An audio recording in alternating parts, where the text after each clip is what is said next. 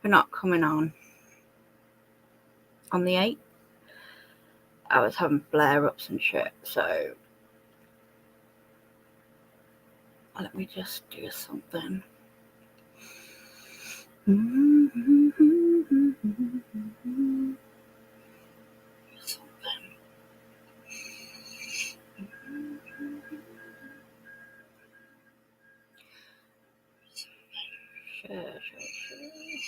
Sorry.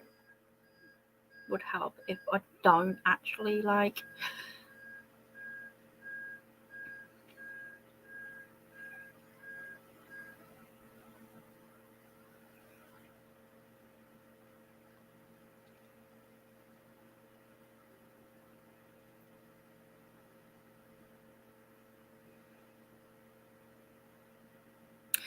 why does it say Joe? Do. Yeah, let me just put this on Twitter.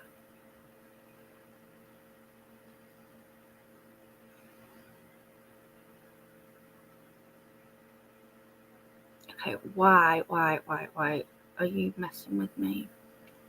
Messing with me already?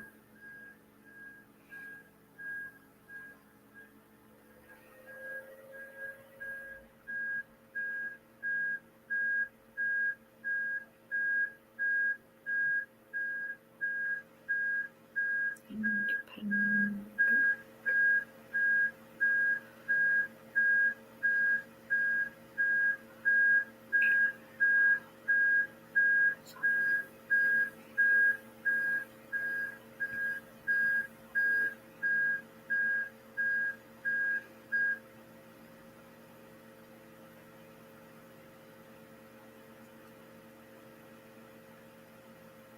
Right. That is on Twitface.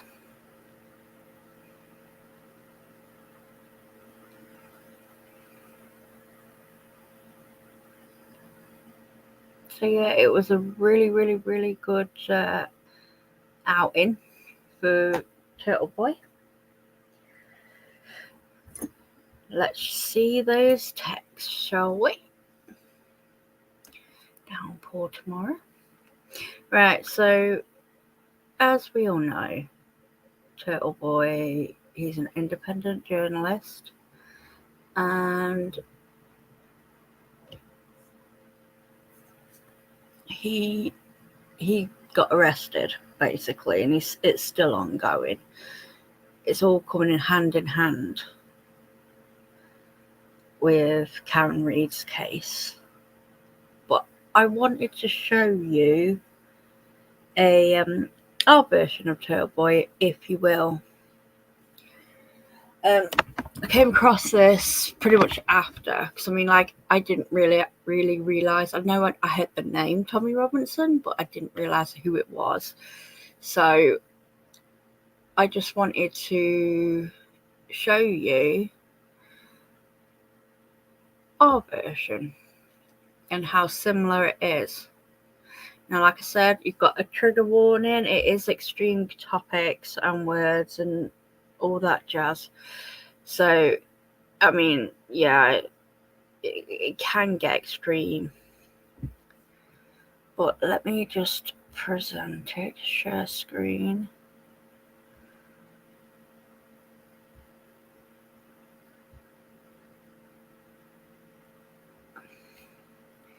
So you know. I mean, it even has certain features have been disabled. That's how extreme it can be. But I just wanted to let everybody know who, what, where. And shall we just get into it? But what if what they're delivering you isn't the truth? What if it's stories that are manipulated to make you think a certain way, to follow a certain narrative, different people's agendas? And what do they do to those who go against that mainstream narrative, those who try to expose the truth? This is a documentary about the lengths they will go to shut down and silence anyone from bringing you, the British public, the truth. Right, Jamaal, they are. What you saying, no way? I lost my job over this. Non-disclosure agreements. He's a nasty little piece of shit. Swung the hockey stick over his head and hit me in the spine with it. Well, it's so deadly, he wouldn't do anything. This kid was out unconscious already. That's just malicious. You're not standing, you're not going, but no, because what you're doing, I know what you're doing. Tommy, I am gonna mince your kids, mate.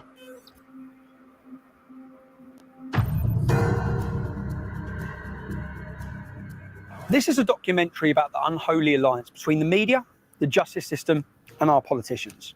How they conspire to suppress free speech, how they pervert democracy, and how the truth and your freedoms are just two of the casualties. We will show how the mainstream media deceives people, how they ignore the truth, how the lies of the virtue signalling BBC, ITV, and Channel 4 are all about their poisonous agenda, no matter the cost to innocent people. It's also a documentary about how an everyday playground incident between two young lads was spun into global news at a terrible cost to so many people, not least the two young lads themselves. We will show how the law is being abused, how people driven by hateful ideologies attempt to intimidate and silence anyone who dares to challenge the so-called progressive, so-called liberal narrative. We will show the foolishness of our fear-driven political leaders who jumped on a story, took a side without knowing the truth. Or worse still, knowing it but hiding it, because the truth didn't fit their narrative, regardless of the human cost. And we'll ask three important questions. Firstly, is the media accountable to anyone, in any way, for what they report? Years after the Leveson inquiry, has anything changed, or do they continue to act with impunity? Secondly, is our legal system still fit for purpose? We will show how lawyers who hate Britain but love jihadi warriors have weaponised the law system against us, and how the legal system really only works for the rich. And finally, how do we keep our politicians accountable? If the police, the courts and the state can silence anyone for speaking inconvenient truths that may raise questions about government policy, is the UK any different from China, Russia or Iran in their treatment of dissidents? And of course, for Piers Morgan, for Jeremy Vine, for the BBC, ITV and Channel 4, it's a tutorial on journalism. Keep watching it, you'll learn a lot.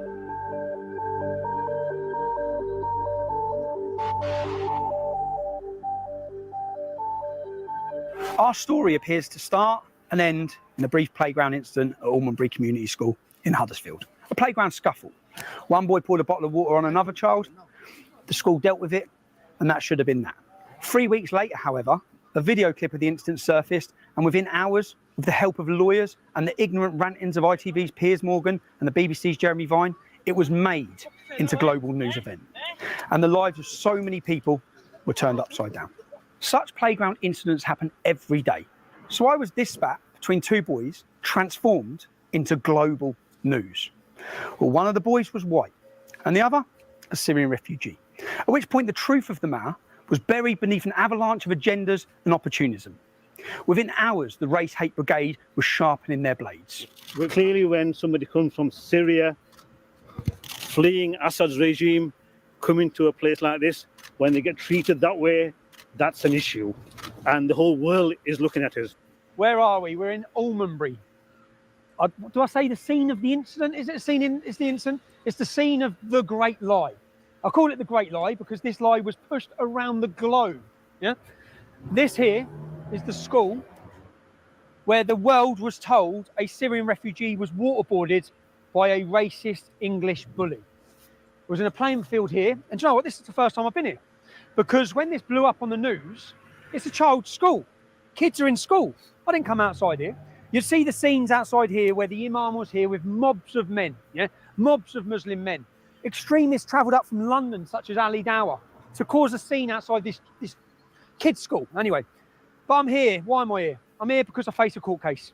I'm being prosecuted. It's gone to the High Court, and I have to prove. I made a video stating that it was a lie, stating that Jamaal wasn't innocent, and telling some facts about. And this guy, Tommy, he was the first one. He was the only one, should I say, that actually found out the truth about everything. Jamaal beating up girls, an instance that I'd been warned about by the members of this community to tell the truth about what happened at this school. I've got to prove it in court. So I've come to Huddersfield. I'm now going to knock. I need to find witnesses. I've got addresses for many. I need to knock and talk to them. and see who I can get to come to court to help me prove to you, the public, this is about as much as proving in court as proving to you, the British public, that I was the only journalist in the country who told the truth about what happened in this community. The story you were told. You were told that a vulnerable Syrian child refugee had been bullied and waterboarded by a nasty white boy. You were told it was a racist attack. You were told of the dangers of far-right extremism. You were invited to agree that this kind of intolerance could not be tolerated. Was he vulnerable? Was it a racist attack? Our evidence shows the answers to both these questions was no. Was the Syrian lad waterboarded? Why was this word used? What about this? Was that waterboarding? Take a look at this.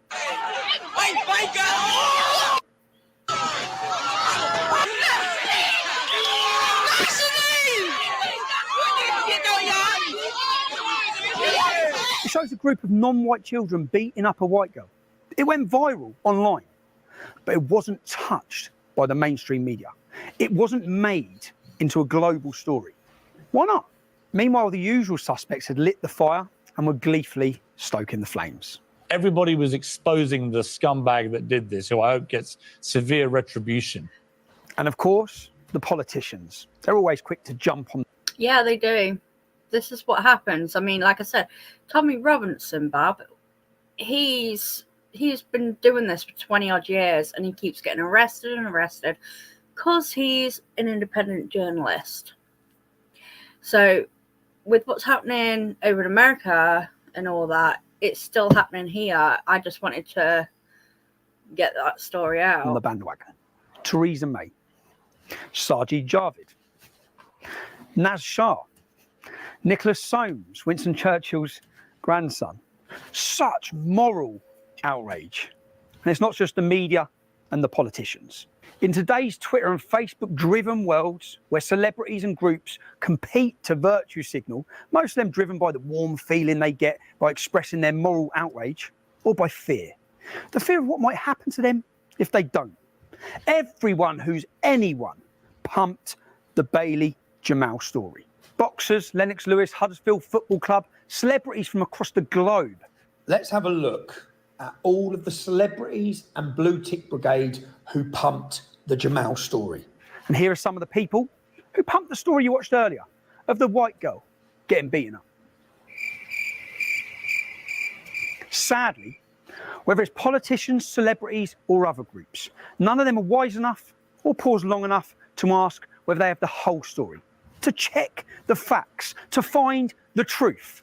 But why let the truth get in the way of such a good story? And this story was just too good a story. Two lads in a playground scrap is not international news. But racist white thug waterboards helpless Syrian refugee, boom! Racism can't be tolerated, beware of the far right. That's their kind of story. We'll hear more about the militant left later, but they clearly weren't going to miss out on this.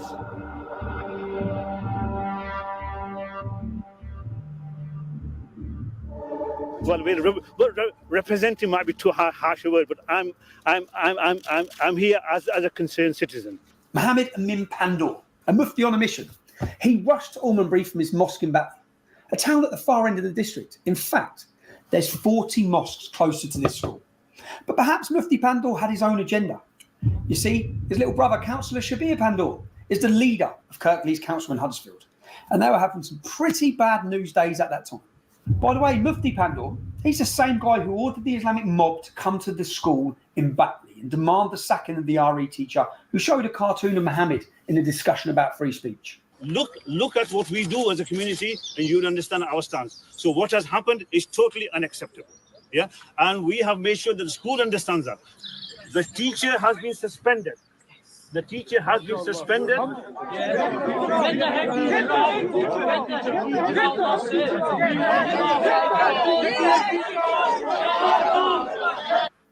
Now that is what you call a mob. Not the pink people that they say Karen Reid supporters are. This is a mob. It's their way or no way. They will get whatever they want. You may recall the teacher had to flee and he's still in hiding under police protection. Luckily, he hasn't ended up like Samuel Paty, the French teacher who was beheaded for having a similar discussion in a classroom about free speech. You see, free speech is essential for any society wishing to maintain intellectual and social progress. But not all societies are bothered about intellectual and social progress. Should we be silenced by the demands of Mufti Pandor and Sharia law? Should we sacrifice our freedom of speech? Should we sacrifice the free and open exchange of ideas? Should we sacrifice the cultural inheritance of which we are all custodians? But back to the bad news days in Kirklees and the playground incident in 2018. There was also Kirklees councillor Masood Ahmed. I'm not aware of there's a problem at the school. That's something obviously I need to find out in terms of that if there is a problem at the school, and that is something I will definitely be picking up. Now, some of you may remember this. Michael is going to explain what's going to happen next, right? Am I being arrested? I am being arrested. Causing a breach of peace. I've caused a breach of peace. I'm being arrested. But the content of what you're Can we just say streaming. The content of what I'm streaming, I'm being arrested for breach of the peace. I'm being arrested for breach of the peace. You've all watched this. You've all watched this. You've all watched this. You've all watched this. Can you get me a solicitor? Can you get me a solicitor? Can you just turn off Yes. your live feed? Can you get me a solicitor? Turn off your live feed, please. Yeah? Do you understand what I've just said? Well, no, can you explain it again? Arrest on suspicion causing a breach of the peace. What does that mean? What does that mean?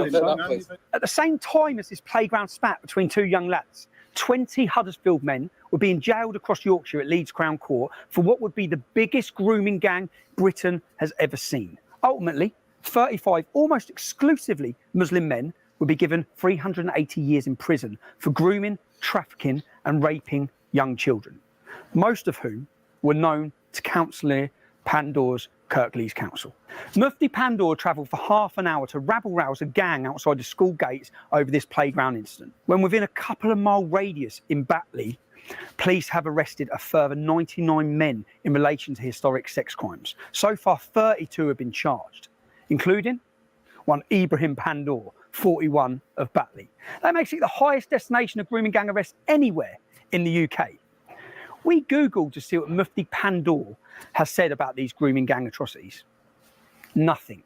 We Googled to see what Councillor Masood Ahmed's condemnation. Nothing. In fact, we can't find the condemnation from the Mufti's brother either, Councillor Shabir Pandor, leader of the council. Just one statement from him, reported in June 2019, telling the National Working Group of Child Sexual Exploitation Response Unit that his authority had moved forward. That's it.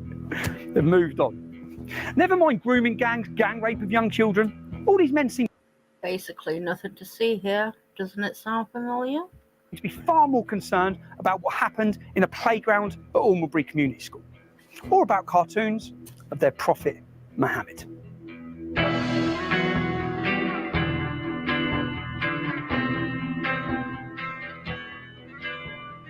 I think I now realise how difficult this is going to be, because everyone we've spoke to today, they're all confirming what I said was true.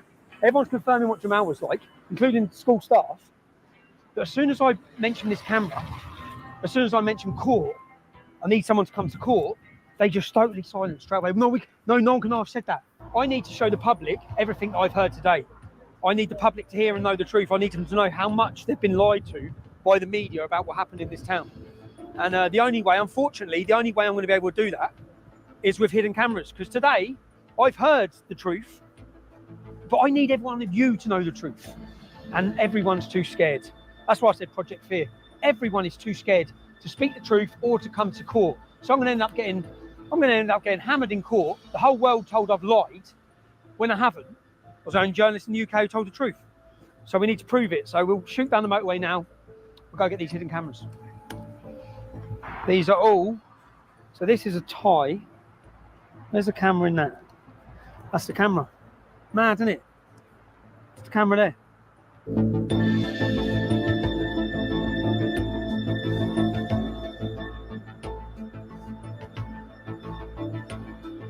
This today, that's the camera. I'll have to take.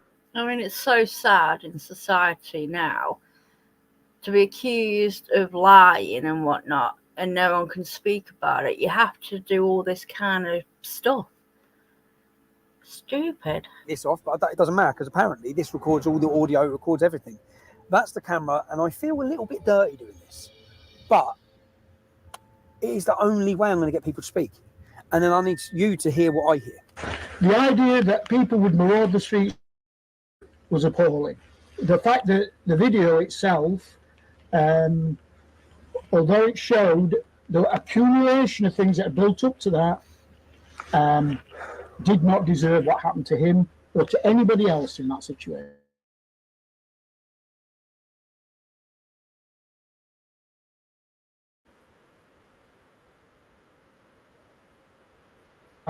And I'm afraid I came into teaching to help poor people, and they got rid of me. I mean, this is so sad. Like, seriously, it's meant to have been a quote-unquote school fight between two lads. And now all this has happened. All the staff have got laid off and everything. I think the school even closed. But why is it? Why have they been silenced? I've got a problem here. I lost my job over this. And as a result, the council has told me that I cannot speak to anybody ever about it. So I can't discuss it. I can't discuss it with the media. They always wanted to have my say against it, which I've never had. Never been allowed to have. Never been allowed to say goodbye to my staff. Was just told to leave. So I worked there nearly 20 years, and never got a card, never got a goodbye. This whole thing was just used. The whole thing was used, yes, to push them in. And hijacked and by the right of the political. I'm quite a political person. By the right and the left, it was hijacked and spun all out of proportion, and now we've got problems. But essentially, what I've got. So what you'll meet is a wall of silence. What a mess! It is a mess, but it's a tragedy. It's a tragedy for Bailey. I'm not sure Jamaal will get anything out of this ever in his life, positive out of it either, necessarily. He might have got a few silver coins from Judas, but that's about it. You know, that's it. The thing is that the incident happened 6 weeks prior, or weeks prior. And then So has. This is what I mean. People just don't think that it can happen. Like, it can't happen. Like, cover-ups and everything like this. This is stemming from, like, the Camry case, this is. And people are like, oh, they can't cover this up. Oh, you're on about freaking hundreds of people. No, you're not on about hundreds of people. It's just a few. So this is another kind of thing that's going on where people are being silenced. And like I said, in the Karen Reid case, how many people do you think have been silenced for that?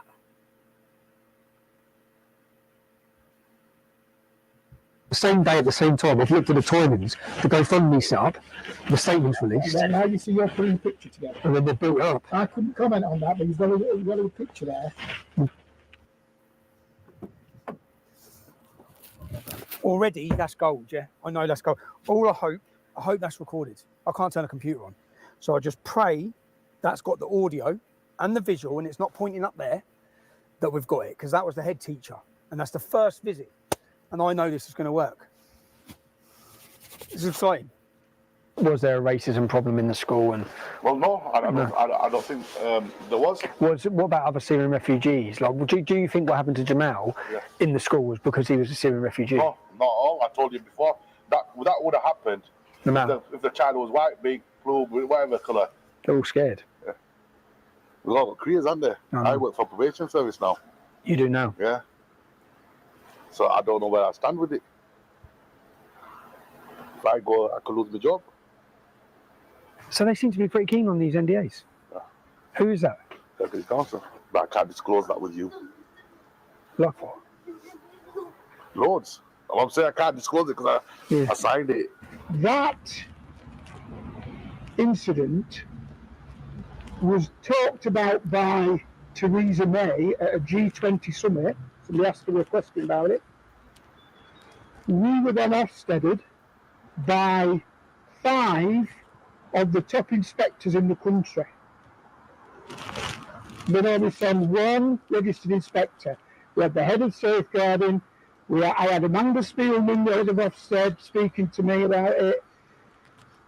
If you want my honest opinion, they said, get up there. This is, I don't know who they is. Get up there and shut that school. Get up there and get rid of this. Get rid of the problem. Over the Bailey. Correct. Over Jamaal. Correct. Get up there and get rid of it. But why do you think that is? Like, do you think, because I looked at Jamaal, because he came here 2 years ago, I've got so many negative things said about him now by so many people. I mean, so many. Well, I've got children at school. I said it to you before.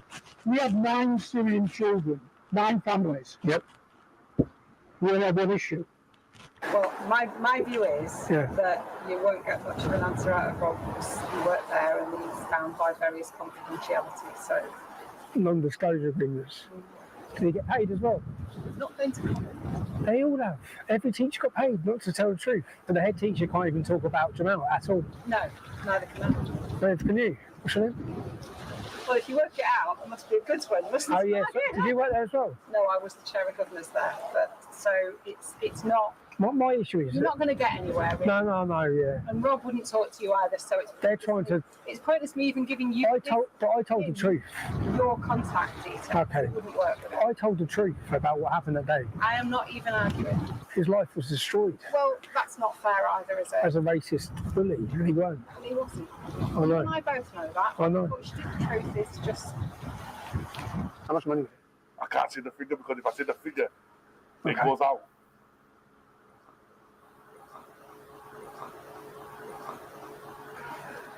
Because, mate, 18. I've just found out. Well, the head teacher's told us already that he was blackmailed and threatened. I've just found out of Kumar. He was paid £18,000. Paid. He said, I can't say. Shh. I signed. I was paid. I said, paid what? He was paid money by the local council, so he can't tell the truth about what's gone on in that school. They've given everyone non-disclosure agreements, from school staff to governors, and Paul Kumar to get £18,000. He's not even involved, silencing everybody, so no one can ever. This is forever. Once you sign that agreement, no one can ever tell the truth. While they push this manufactured lie that destroyed lives, schools, communities, everyone's life. I've seen life after life after life, person after person's life destroyed, while the council, your local council, Kirklees Council, give away hundreds of thousands of pounds to make sure that the truth can never be told. I can't believe it. I mean, I wonder if this was happening over there with the governors and whatnot, with the chief of police and all the higher ups. I knew from day dot, I asked myself the question, when this was blowing up and I knew the truth, I kept saying, how come no teacher's telling the truth? If all those teachers know what's gone on in that school, how come none of them are coming out and saying? Well, now we know. Now the whole world's going to know. Because Kirklees Council paid them not to. Unbelievable. Unbelievable.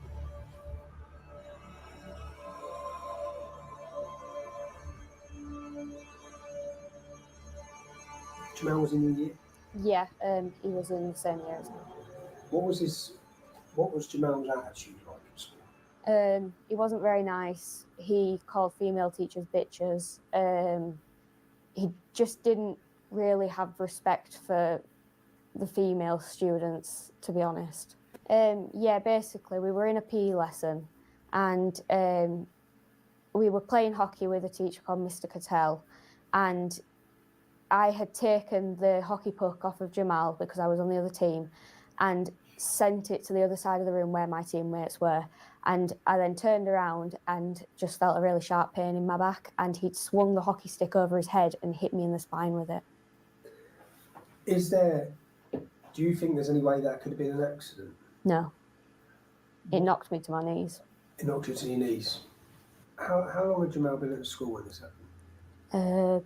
About 2 weeks. I've had lasting injuries from it. It's caused me to have severe pain in the top of my back, and I'm on medication for the pain. Still now? Yeah. Did Jamaal get in trouble for this? Not that I'm aware of. First, I want to apologise to anyone I've been forced to record with a hidden camera. Sadly, people are terrified to tell the truth because of the potential consequences. But the truth still needs to be told. Do you remember of any incidents specifically with Jamaal with girls? Well, there was that one where he hit that girl with hockey stick, wasn't it? Yeah, Charlie. Charlie. Yeah. I think of her name then. Yeah, you must go. Lovely little girl, that. Yeah. He just rude to him, obnoxious, bloody nasty. No respect for ladies, no respect for girls. Yeah. Because he was like to the side of me, so he like tried like pushing me and like, so I quickly moved out there because obviously I knew what it was like. He would have actually hit me and stuff. Yeah. So I moved, and then that's when he like moved his arms as if he was going to try and slap my face like back. Okay. And he did, but on that day he spat at you multiple times. Where'd the spit go? Like literally all on my uniform outside and all down my school bag. And when I went home, I told mum that my mum was disgusted in it. But the school said that because it was outside of school times, they can't really do much about it. Okay. He's a nasty little piece of shit. Was he? Yeah. And Dad, and I told your solicitor that when she rung me. Okay. Horrible boy. Was he? Yeah. And it's all that. What was he like at school then? Nasty. To everybody and anybody. He had no respect for women at all. None. Even staff. Jamaal grabbed him by his tie, which just threw him against the wall, cracked his head open against back at wall, and just kept throwing him against the wall. This kid was out unconscious already. That's just malicious. That's just intent to kill. Were they? They had a young lad and a girl, and they were horrendous. The kids, they were just horrific. The couple of kids that they had, they used to bully the kids. What, Jamaal? Yeah. See, what was Jamaal like though? A dickhead. Was he?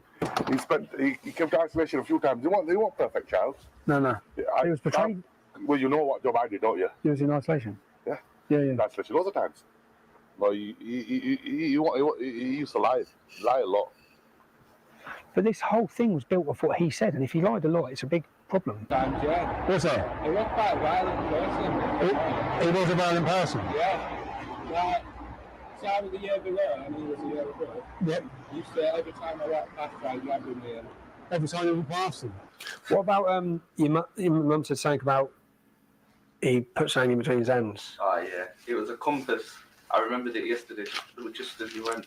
It was a compass. He got a compass, and he was going around like. When he got to me, he went proper hard into me, made me bleed and everything. And I think it was Miss Ennis that proper gave him a telling off. Okay. Well, there are testimonies from several children who alleged they were being bullied by him. Younger children, little girls, mostly girls. Is Jamaal the innocent victim you've been told? I gathered these testimonies over just a few hours filming in Huddersfield. I could have carried on. Yeah, I was waiting outside isolation to beat the girl up. And about the lies. Yeah, I'll say about Jamaal. He used to tell fibs. Several times got investigated, and it just fucking turned out to be fucking lies. The fact he always lied is a big point. The fact that you know that the police, the school investigated incidents where he said things happened, and they turned out to be made up. Yeah, they were fibs. They couldn't have happened. It couldn't happen because of I think one. The child wasn't even in school that he accused. I can remember. I know he said a couple of things to kids. Yeah. You know, about what he was going to do to sisters and what have you. To Bailey? To Bailey and to others. Oh, and to others. But not a very nice boy. When you say, what was he going to do to the sisters? Well, he told Bailey he was going to rape them. Told Bailey's going to rape his sister. But just to see what he was generally like. No, not a nice lad. I know, and I've tried to argue that it was in the public's interest for them to know the truth about Jamaal. No, he was just retaliating. Yeah. You know, which most people do if somebody threatens their sisters. Yeah. Younger. Yeah. Bullet. Jamaal? Yeah. Yeah, that's what I'm finding out. Yeah. That's what I remember. He said he was going to stab him, so I think it was science or something. Yeah. If I remember. He said, yeah, so he goes, come on then, what are you saying now? Because that thing of him getting caught with a knife in school, it's like, what? Caught with a knife and a screwdriver? Yeah. Bailey gets his belt pouring a bottle of water? Yeah. What the fuck? Surely he gets... You got a statement on that? No, because there's things missing. But I've got his dad mentioning it in the minutes of a meeting. His dad mentions it in a meeting with the school. His dad mentions about them catching him with a knife and a screwdriver. His dad brought it up. I've got it in black and white. Yeah, you got a good case there. I've got it. Yeah, he got caught with a knife. They can't deny it. You see, the truth was there for the media. It was there for celebrities and politicians to see. They could have told you the truth at the time, before some of you gave over £160,000 of your money to the poor victim, Jamaal. Well, not so poor anymore. But none of this was true. A key part of this case is that I reported what I was told.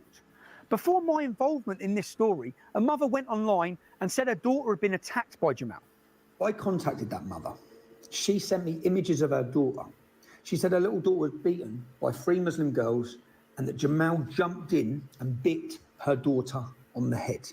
She sent me the images of the bite marks on her daughter's head. I said, can I speak to you? Can I interview you? I rang the mother, but the child was too scared to talk to me. So scared. Oh, no, everyone's scared. A girl went online and said that she had been attacked by Jamaal.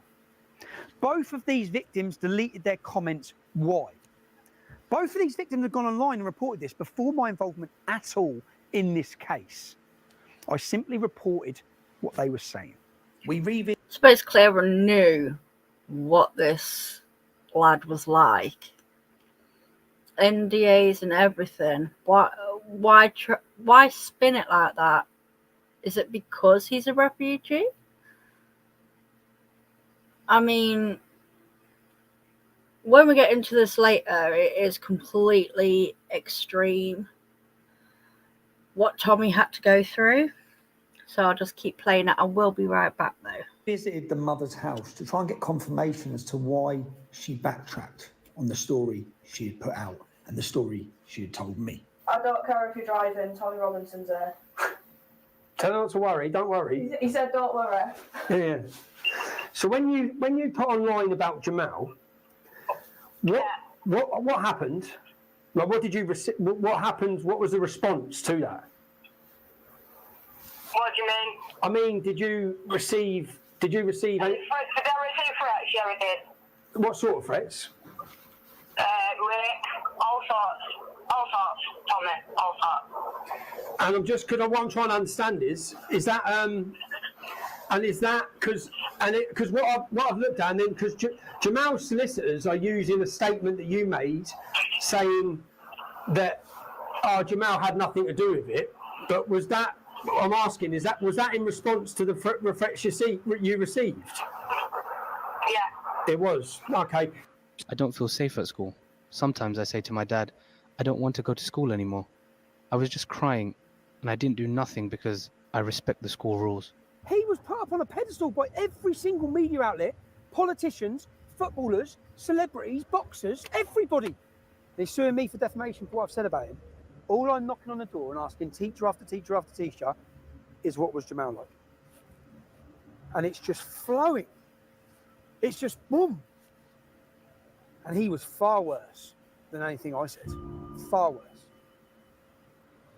I find it insane.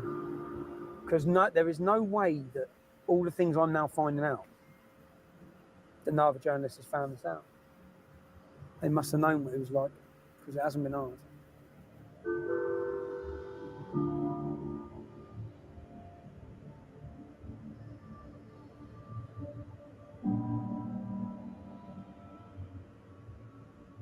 But I don't portray poor Bailey was disgusting. It really was. Cool, because that's what I spoke to loads of people said. No, Bailey wasn't a bully. No, he wasn't. He wasn't racist. His mum had a bit of a gob, don't get me wrong, because they used to live up here. Yeah. Bailey wasn't like that. So he had 2 half-caste sisters, so how could he have been bad, you know? But Bailey wasn't racist. So you were told Bailey was a bully, and he was a racist. He wasn't a saint in school. He'd be the first to admit that, but he wasn't a bully or a racist. The police concluded there was nothing racist about the scuffle. Yet you were told he was vermin. You were told he needed to be dealt with. Hey. He was vilified by the media, by politicians, and by celebrities. Hey, Tiger, how we doing? Bailey a bully? Bailey a racist? Not according to his teachers and other children. Not according to his head teacher of his school. He was a 15-year-old kid, and it would have been, could be, have a great future. He's a very articulate lad. He's got a lot of issue about justice. Yeah, I think, I could have seen him being a lawyer or something like that because he has that in him. Really? Yeah. And he would stand up for his peers in school where he felt things were fair. Yeah. You know, he would do that. But Bailey didn't even get to sit his GCSEs because of this campaign of hate, this perversion of the truth. What about Jamal's broken arm? Which the world was told was because of bullying. That was a lie. School incident reports record that he had been punching a much younger child in the face while holding him in a headlock, and he was pushed off him, fell and broke his arm. The police considered the incident to have been dealt with properly. He started calling my mum a white fat bitch and stuff, and then he like... It's like calling your mum a white fat bitch. a white fat bitch. And then I went up to him, and then he, like I chucked a bottle at him, and then he put me in a headlock, and then my mate pushed him off me. And I believe that's how he broke his arm. Yeah. There were all sorts of misconceptions, like the fact that he had a broken arm. I've got 2 independent witnesses to No, it. he hit a year 8 kid. And another kid in year 11 stepped in and said, "What are you doing?" Pushed him over. Broke his arm. Who he had in the headlock. It must have been just start of year 11. Put this kid in a headlock. One of my friends wasn't having it. Didn't like how he was behaving. Grabbed him and just threw him off him. Like anyone do break up a fight, they just like throw him off him. But this wasn't a fight. This was just an all-out brawl, one-sided, completely one-sided. Because this kid had no match against Jamaal. Just threw him off him and it landed on a curb. How big was the kid? Jamaal was in year 11. Yeah, half the size of Jamaal easily. Okay. You know, no, he was 12 and Jamaal was 15. But it was like kind of like half size-ish, kind of like up to shoulders kind of thing. Yeah. But he still had no match against him. And my friend just grabbed him, threw him off him, it landed on a curb. That was like it. So I've read it reported in by Jeremy Vine and in the newspapers that that was an incident of Jamaal being bullied. No, exact opposite. He was bullying this kid. So you see, people thought that was all part of it.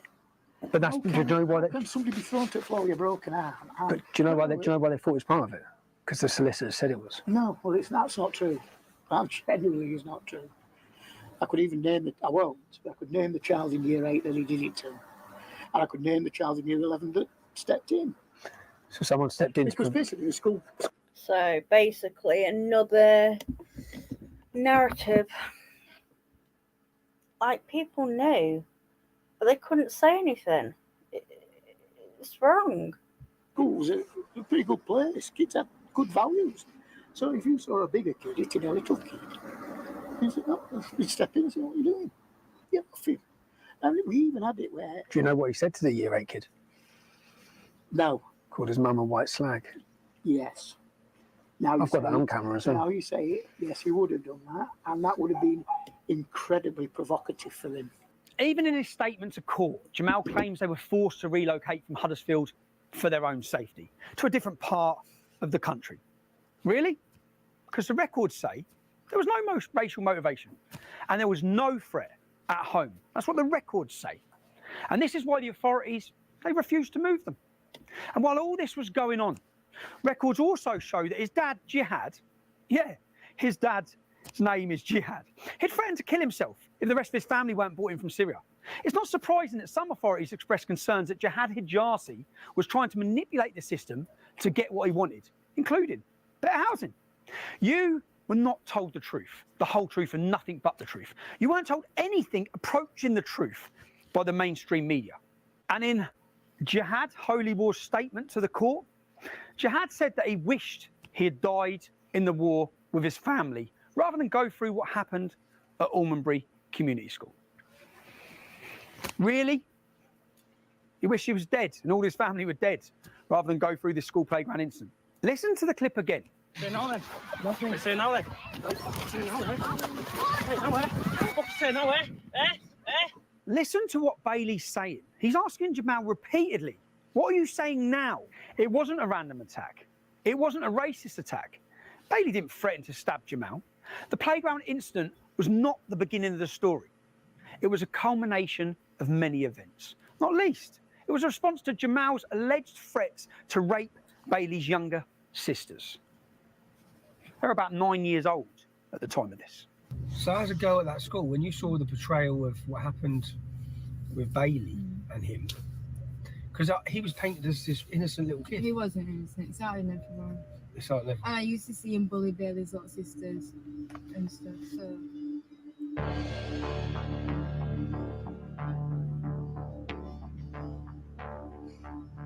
Everybody was exposing the scumbag that did this, who I hope gets severe retribution. I hope his parents take action, right? Never mind anything else. What are you producing here with this vermin doing what he's doing here? That's not. Now, this is Piers frickin' Morgan. How? Oh my god. How raging is this? Like, seriously, he's a 15-year-old lad, and he's saying this about him. Like, seriously, calling him a vermin and everything. This is mainstream media, guys. Mainstream media. That's not what we do as a country. You can hear him there describe Bailey as vermin. Words are important when you're on a daytime platform and people listen to what you say. What do you do to vermin? You exterminate. You kill it. Lowlife, called him a thug. But worst of all, he demanded severe retribution against this child. At the same time as this, Jeremy Vine was reporting. He didn't tell people the bully's name, although he was finding it hard not to name a child. Instead, he told his followers where they could find that name. Now, this is a direct response of both of your reporting. Because when you reported, you can follow the timeline and the repercussions of what that brought. What I've done here, in 2018, there's a charity called Tell Mama that records Muslim hate incidents. Even though they've been in the past penalised for exaggerating the figures, let's work off their figures. They say there are over 1,000 hate incidents, with 325 of them being online. Some of them Islamophobic, which means criticising Islam as well. Here, I've printed a piece of paper for each one of those hate incidents. 327 hate incidents online against the entire Muslim community of the UK in 2018. The 325 Islamophobic comments, they're the ones you read about on the news every day. They're the ones people in jail for. They're the hate incidents the media keeps shoving down your throat. So each piece of paper here represents a hate comment aimed at a child after a playground dispute. I want to read these now. Piers, you demanded severe retribution. That's what you demanded against this child. Let's see if you're happy with some of this. I pray someone rapes you and your whole family while you watch. Fuck your mother, fuck your love. The Syrians will rape your family. If I saw you, I would rape you to death. Like I said before, it is a trigger warning. It is extreme topics and words. And if you don't like it, just click off and I'll see you on the next one.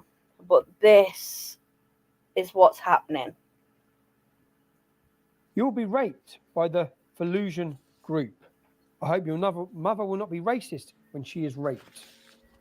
I'm going to bum your nan alive, then dead her again.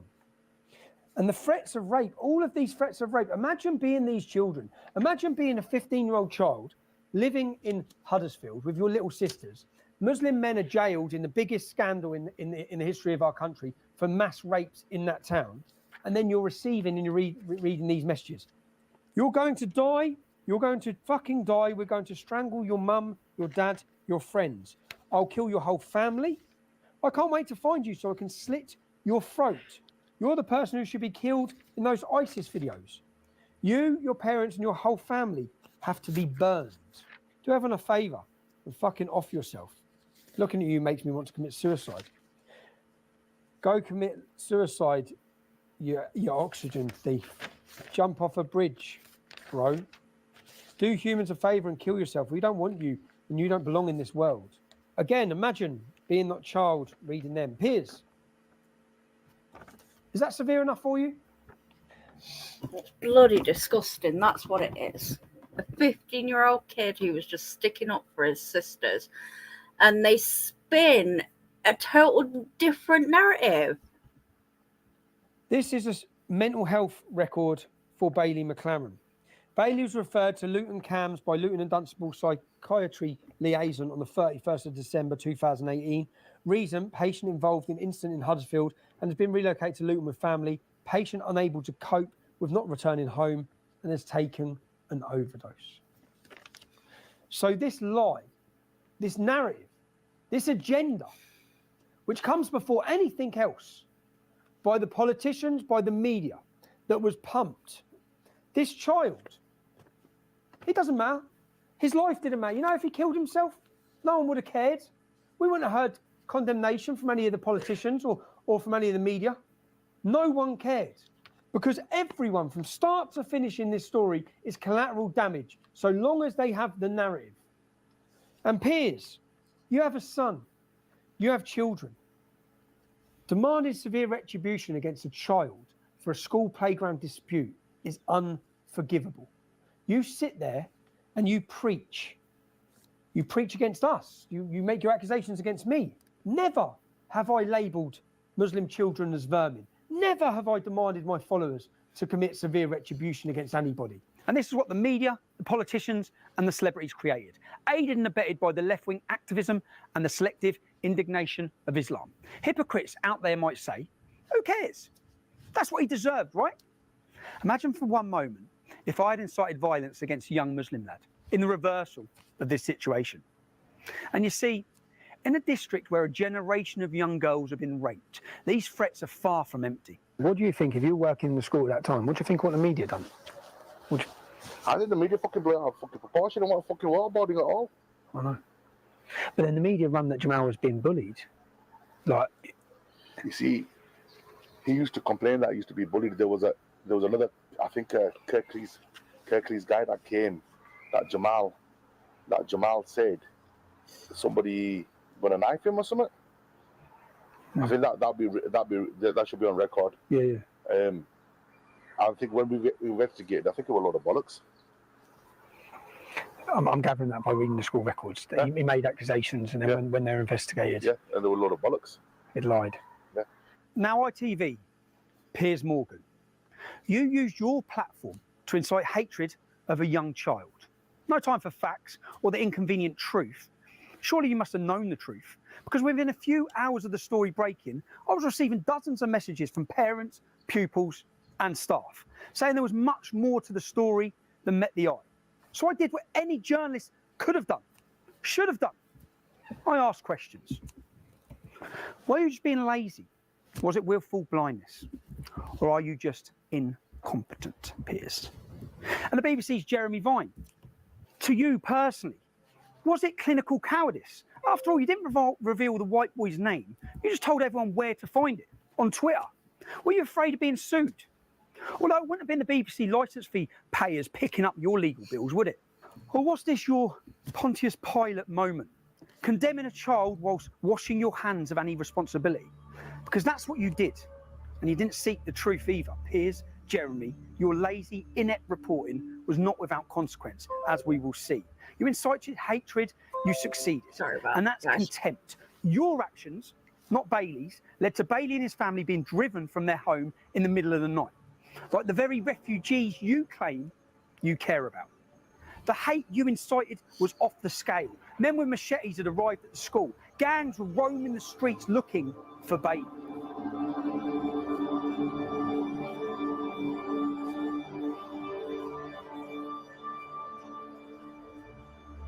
West Yorkshire Police told Bailey's mum that the terrorism threat had been raised to red. They had intelligence of people coming from Bradford to get Bailey and his family. Rather than deal with the threat, they moved Bailey and his family to a place of safety. So, whilst one child had the support of the whole country, had the support of the Prime Minister, Sajid Javid, the local football club, everyone rallying behind this child, £160,000 donated to him. The other child, in this incident, his family were driven from their home, threats, groups of men looking for him, ready to commit violence against him. And the police stopped the mum. So the police took the family, the police went and got the family to get them out of their house through imminent danger. And they were taking them to relocate them here. Let's have a look. The Night Inn. This is the accommodation. that Bailey's mother, with 2 9-year-old sisters and children, were being relocated to. This 1-star hotel, where rooms are rented by the hour, next door to a brothel. The imam, who brought a mob of men up to the school, he has 3 mosques within a stone's throw of where we're standing now. Bailey's mother, through her sense, looked up this hotel, saw it was owned by Muslims, read the reviews that it's a prostitute racket drug hole, yeah, and got out of the police meat wagon with her children to take them to safety herself. But this is where Kirklees Council were housing those children and that family. How disgusting of that is of the council. How disgusting. When they're being threatened and everything, and they take them to a place like that. What in the...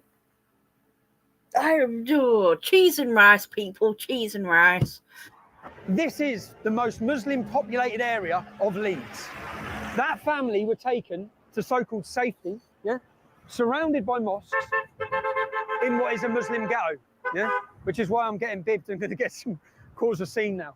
We went to see from neighbours what it was like at the time of the incident.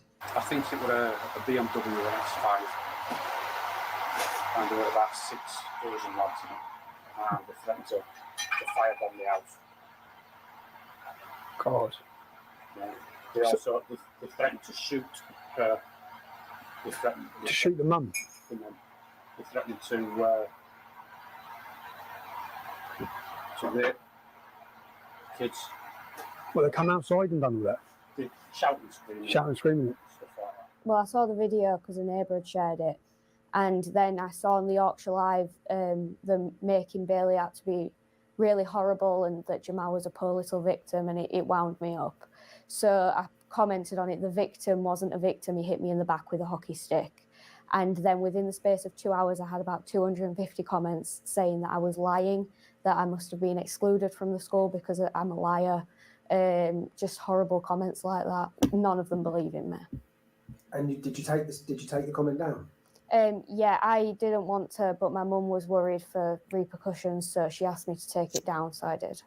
This is the hotel. This is And people, right? Through this story, I mean, these are kids that are having this. Kids. Adults doing this to kids. Other kids doing this to kids. I mean, how sick can people be? Because a narrative was spun. I just don't get it. I really don't get it. I believe, a 4-star hotel. They're totally full of illegal immigrants. This is across the country. So the point to make is that illegal immigrants come here, young fighting age men, not families, not children. And this is where councils house them. Let's have a look. Hello, boys. How you doing? Do you mind if I ask, what country are you from, lads? I do not speak English. No, you do speak English. Just what country are you from? Iran. Iran? Yeah. Iran, okay. Yeah, Kurdistan, Iran. Okay, no, that's cool, man. I'm just seeing. Is the hotel full? Yeah, full. Hopefully, Jay. Well, I haven't really read up on the news of Jay Slater, which I should have done, really, because he is a British lad. I haven't done any tarot on him or anything. To be fair, I've just been having flare-ups and things. I haven't been really doing any videos, but from what I gather, it does look like it could be foul play. You enjoying it here? Yeah. Nice hotel, nice food. Nice hotel, nice food. Yeah, healthy food. Healthy food. It looks like a nice hotel. Yeah, how many people are in here? I think we're 200. 200. Lots of children? Oh, my eye problem. I think it have the little children. No children. Oh, my no children. No, not many children. No. But it's a nice hotel. Nice hotel. It is a nice hotel. And if you look at where the other family were being housed in Beeston, and you compare it to this four-star hotel, nice food, as our friend says. Healthy food. Hello, bro. How you doing? And this is why people are getting annoyed. I mean, obviously in the US, you've got your legal immigrants. They're all everywhere, to be fair, but they're being put up like this. And yet you're getting people like Bailey's family who were literally threatened of their lives. And they put them in a dumpster. I mean, what? I can see it being a civil war everywhere. There's going to be, especially now, the way it is now, like people who have illegally come here getting treated better than their actual citizens.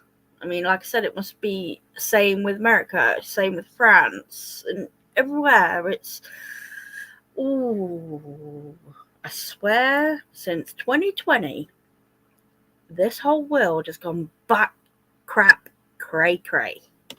Come back in. Yeah, we're off now, mate. We're done now. What's that? Yeah. Do you know what they have in here? They have a full-time doctor and nurses, full-time stationed in here. Full-time. So you know when you can't, my dad tried to get a doctor's appointment earlier. Couldn't get one. Full-time. Full-time. The food's bad. The food's bad. Is it free? Yeah, it's free. Complaining.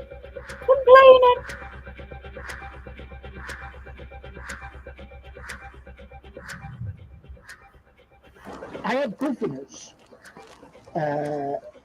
who have friends in the media. Yeah. Who tried to explain to them. There's a lot more to this. All of that and the Ofsted and, you know, the whole shebang. But it was never picked up. Apart from my reporting, there was not a single media statement giving the other side of this story. The staff knew, other pupils knew. They could have exposed the lie. Why didn't they? They were either not free to tell you the truth, or they were terrified of the consequences. And that's for so-called journalists. Some can't find the truth. Some won't tell the truth. And some, they're afraid of the truth. Or they want me, views. as a journalist, it's my job to present you the truth. If you want my honest opinion, they said, get up there, this is, I don't know who they is, get up there and shut that school. Get up there and get rid of this. You see, when the media and politicians decide to kill a story, when they decide to hide the truth from you, they'll do whatever it takes. They shut down the school. It's gone. Everyone lost their jobs. You see, once this lie about a racist attack had gone global, the truth could never be allowed to come out. The real truth, that a young Syrian refugee was struggling to fit into his new environment, was problematic. His allegedly abusive and violent conduct towards teachers and children was allowed to run unchecked. Why? Did the school authorities turn a blind eye rather than be accused of victimising the boy, of being racist towards him? They stayed silent. The truth may have triggered accusations of racism or sparked discussion about immigration policies, the challenges of achieving the successful integration of migrants we welcome into the United Kingdom, and the need to take those challenges seriously. You see, Jamaal was one of 20,000 Syrian refugees who come to the UK as part of the United Nations resettlement programme. The government could not allow their policies to be examined and the consequences and their incompetence to be exposed. And if you don't think the government is incompetent, you ain't been paying attention to anything. Priti Patel's been talking tough, really tough, on controlling our borders for years. And yet we have boatloads of illegal economic migrants being escorted across the English Channel and put into these luxury accommodation at your expense. This ineptitude does nothing for the refugees who come here legally, who we welcome into England. Refugees who are trying to integrate and make a new life here. And who was the community's rage directed at? All Syrian refugees. That's who. When in fact, there are many families of Syrian refugees in the area. We're told, all of them delightful, working hard to settle and integrate into the country they can now call home. I spoke to multiple refugee families. In the school, Brooklyn, my children, No, any problem. No problems with your children. Yeah. No, that's it. So you've had a good experience in the school. Yeah. I used to have 2 friends, and they don't bully, and they don't care where from country I come or anything. Okay. And when I spoke English, like we was about 1 month we've been in here, and I used to not to speak English very much. So they used to tell me how to speak all that thing, and now I'm in year 8 and I know to speak English, and I made more friends. And now like You know what? That's so nice. I mean, I think that's what we are as a nation in the UK. Is we're always helpful, we're tolerable, and we want to help. But it's when the government have decided, oh no, we're going to flood us all with fighting age men, not families, fighting age men. Excuse me, I don't know what that is, that beeping. I think it could be a delivery. But yeah, that's what we have the problem with. It's not the ones that come over and embrace our culture, embrace their culture. It's the ones that are fighting age. But we can't even blame them because it's all of our governments that are doing it. They're the ones that are letting them in. And I've seen something online, and it seems like it's George Soros who did all this. All alleged, right? But I'm sure I've seen it online. And he's the one that's been paying all governments to have this happen. Now, you know why. You know why he wants all of this to happen? Because of the votes. In America, you could actually vote if you're an illegal immigrant. Did you know that? That's probably why you got so many votes on one side. Like over here, I'm wondering if Starmer got in because of probably illegal votes. And I hope, if that is the truth, that it comes out very soon. Fine. And you're fine. And then no It's problem. not right.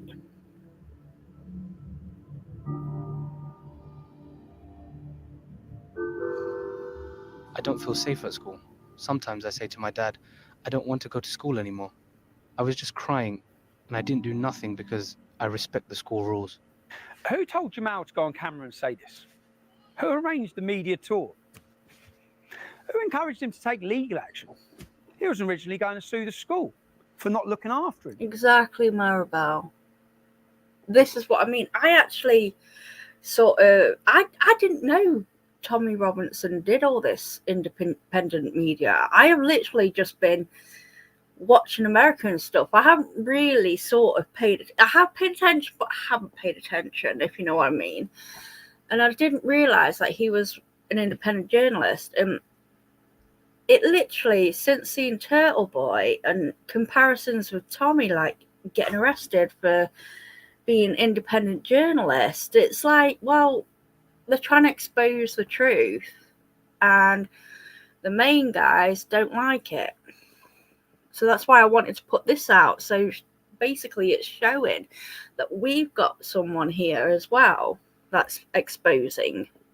And then decided to sue me instead. Who told him to put this in his statement to the High Court?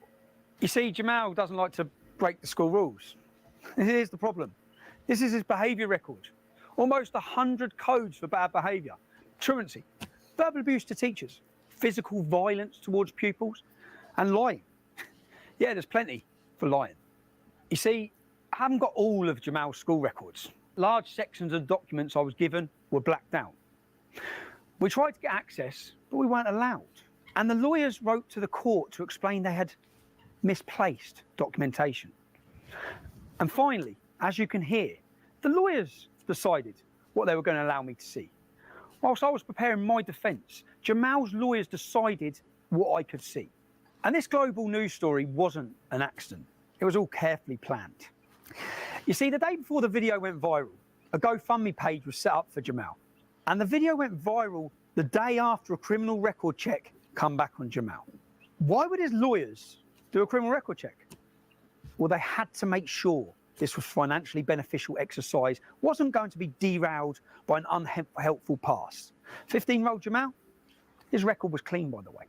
Mohammed Akanji. It just goes to show, really, how much people would do to cover things up and plan and all that shit. The jihadist lawyer of choice was immediately on a global media blitz. Listen, about Akanji himself, I'm after him for my own reason. Right, okay. Nothing sinister though, is it? Oh, fuck, no, journalistic. Oh, journalistic, oh, that's good. Oh, no, fucking totally journalistic. I want to get all the background on him. You reckon he was a member of that? Yeah. Al-Midra Haroon are a prescribed terrorist organisation. Almost 60% of terrorists in British prisons are ex-members of this organisation. They kill, they murder, they slaughter. That is so bloody scary as well. I mean, we've got that over here in the UK. Extreme terrorists. And they're living among us. And the government ain't doing shit about it. It's too scary. That is the organisation that Mohammed Akanji and his brother were allegedly, according to this top mainstream Muslim British journalist, who are members of it. How does a Syrian lad find himself working with a jihadist lawyer of choice before this video even went out? Before anyone has seen this viral video? Within 2 weeks, the lawyers have been made the beneficiaries of the GoFundMe page of £160,000. A plan to sue the school, that's put on hold, and the plan to sue moi for libel was launched. What riches had these lawyers promised Jamaal and his family? School records were edited. Migration Yorkshire clamoured to make this playground fight about race and hate. They contacted the Home Office as soon as they heard about this playground fight. Yeah, the Home Office, a playground scuffle. Why are they contacting the Home Office instantly? Someone went further. You see, we had this school incident report analysed by a graphologist, someone who analyses handwriting. It appears to show that a second person with very different handwriting doctored the report to allege that Bailey had threatened to stab Jamaal. Wow. Even though all the witness reports mentioned there was only one teacher there, so only one teacher could have done an incident report. So, with the careful planning, the jihadist's favourite lawyer, and the enthusiastic support of some useful idiots, it was possible for the lies to go round the world twice before the truth had had a chance to put its pants on. I now need to mention other repercussions of what happened in Almonbury. I was being sued for reporting the things that were said to me about Jamaal. I had to defend myself. The judge had already ruled that I was not allowed to argue it was in the public's interest for people to hear a different perspective of Jamaal. I had to prove that the information reported to me was true. That's not the kind of burden placed on Piers Morgan or Jeremy Vine.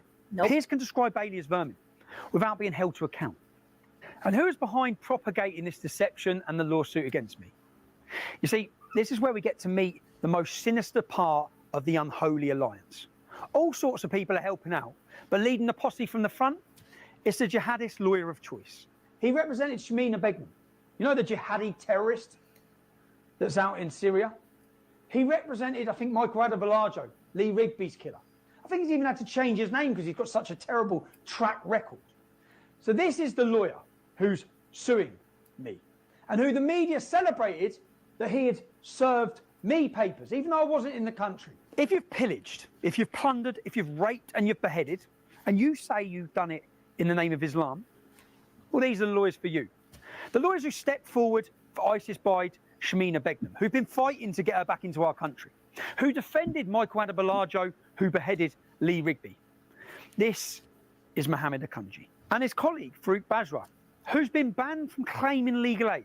Yeah, banned from claiming legal aid for putting in fraudulent expense claims. Let me rewind a bit. Let's go back a few weeks. There's an important piece of background information to this.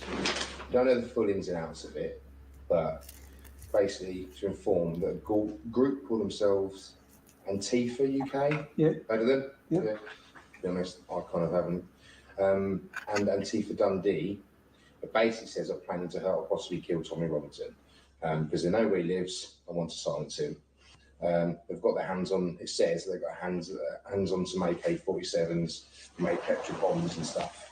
And allegedly say they're going to put these petrol bombs through your door when he sleeps. They say they're also planning to attack a few MPs. Now, at the heightened tensions with multiple Osman warnings, they now take back the radar phone, the one option we have to go direct to the police, and they are removing it at this current moment. Where are you from? I'm from the counter-terrorism policing unit that Carla works with. Okay. So Carla and I work very closely together. So look, what did you just say? Basically, the radar phone or whatever it is, the phone, the emergency phone. We'll be taking that back. You'll be taking that back. Yeah, those phones are used Are you for real? Like, so when there's a heightened threat and people have come to the house and the address has been put out where my kids are, you're then going to take the panic phone back. It's Christmas 2018. The police come to my family's home to tell me that people in Antifa, far left violent extremist organisation, are planning to kill me and my family. See, who were the first to comment on this video? Well, Mohammed Akunji, Farouk Bajranko, of course, the jihadis' lawyers of choice, but also Mike Stutchbury, an independent journalist, an Antifa activist. So the jihadist lawyers knew Antifa were planning to kill me, then actually commented on the video of the Osman warning. You see, what happened next is interesting, although not interesting to the Solicitors Regulation Authority or the Law Society. And you know what? All for being an independent journalist. This is the extremes people can go to just for exposing the truth. The people who should be interested in the integrity of our lawyers. It will be live streamed. I'm not in charge of filming or anything like that. That's down to the guys over here. And yeah, literally nobody wanted to do this, so we thought, what mug can we find who would agree to this? So two lawyers who know Antifa are planning to kill me seek out an Antifa extremist, hire him for one day, just one day, and send him to live stream the serving of papers to my home, my family's home. Papers which had already been served, by the way, with a gang. When my wife and children were there, when they knew I was abroad, lawyers commissioned the Antifa extremist to broadcast my home address in order, as they put it, to cause a spectacle. The law firm or the lawyer who's been, sort of taking the lead on the Tommy case wanted to make sure, doubly sure, that Tommy got the letter. Actually went out two different ways, and he wanted to make a bit of a spectacle out of it. And this is all very amusing. A group supported by Mike Stutchbury came to the home that my wife and children were in on a Sunday afternoon when I wasn't even in the country. So let's have a look at Mike Stutchbury, who calls himself a journalist, who promoted this event, who shared it and encouraged it, who found it amusing that my wife was so scared she had to ring the police. My wife has been sat down and told in her home that Antifa are planning to kill her. They're planning... Now, doesn't this sound a little bit familiar? I mean, not to do the killing or anything like that, but people are planning to do this to the opposite side? What is it? Jen McCabe is trying to rally people. Paul O'Keefe is trying to rally people. Look what happened to Turtle Boy, like 2 days after his mum died. I mean, that's disgusting. And this is what happens when you expose the truth. You get all these threats. I mean, I couldn't be one. I tell you that now. I could not be an independent journalist to save my life. I mean, this is why I'm worrying for the 22nd. Because there's going to be no buff zone. And if there's going to be more people from the anti-Karen side, I mean, put them... I mean, with Karen, she's got the peaceful supporters, the pink people. But from what we're reading and what we're seeing, the anti-Karen ones are not that. They're just using John's name to get out their narrative. And this is why I'm a little afraid of the 22nd. I mean, look what's happened to Donald Trump yesterday. To kill our family and harm our family. She's been told that she may get acid in her face. Well, how do you think she felt on a Sunday afternoon whilst my children are playing outside on their bikes? To be told that Antifa were on their way to our home. Let's have a look at Mike Stuchbury, the man that sent them. Here he is self-admitting that he is part of Antifa. Here he is promoting violence against his opposition. Punch them, punch them, punch them. Here he is hoping that buses full of Antifa get shipped in to smash people's skulls in. Here he is calling for white genocide. Mike Stuchbury is an extremist. He's a far-left extremist who currently is playing a victim. He encouraged people to come, and he sent people and was part of an organisation that communicated together to send people to the home where my wife and children were when I wasn't there. He even crowdfunded to support them in their action. He was looking at various people, and eventually he sort of came on to Dick Coughlin. Dick Coughlin, I can't say it properly. Who is a YouTuber who has made videos about Tommy for almost 10 years, I think. Who's a real critic. I don't know if you've checked him out, but he's a funny guy. Check it out. Yeah, he's sort of, got red hair. He calls, he's an ex-crackhead basically. And who is this Antifa extremist hired to come to my kid's home?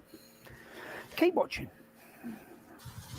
Yeah, this is a bit of a warning, guys, by the way. This dude is not nice. Okay, folks, we're nearing Salso. I'm about to, me and Murphy are about to pop off.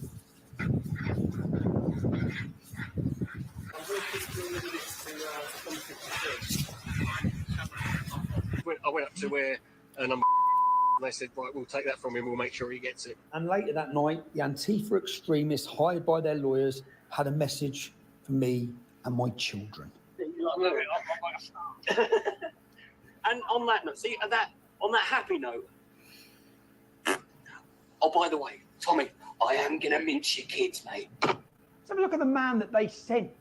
The man that you can see the Muslim lawyer handing privileged documentation, giving this man my children's home address. The lawyer in this case was a guy called Mohammed Sanimi Akunjra, who works for a solicitors in London called, I shit you not, Farouk Bajwa and Co. Solicitors of London. I get asked by this guy that they've decided that Tommy Robinson is going to be served legal papers so he can be sued by this family. And they asked me, do I want to be the one to go along to serve the legal documents? Let's have a look at who Dick Coughlin is. Let's look at some of the things he said. Here he is promoting hatred against black people. Serious, this is a crime. The comments he makes are a crime. Here he is promoting hatred against Pakistanis.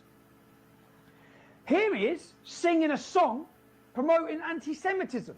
Singing a song about lampshades being made out of Jewish people's skin from the Holocaust.